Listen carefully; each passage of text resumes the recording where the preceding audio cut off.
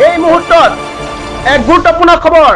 Tinsukia daily বজাৰত ভয়ংকৰ অগ্নিকাণ্ড সূত্ৰপাত গেছ পাইপ ফটাৰ ফলত এই ঘটনা সংঘটিত হয় ঘটনাস্থলীত ততাতৈয়াকৈ অগ্নি নিৰ্বাপন বাহিনী গাড়ী আহি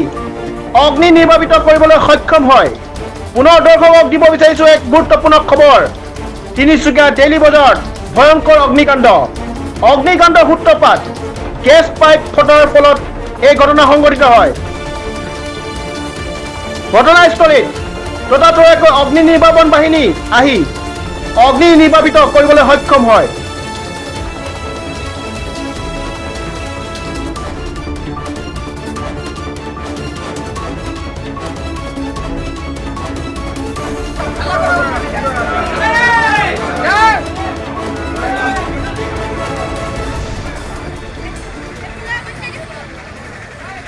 वो शायद ब्रस्ट हुआ था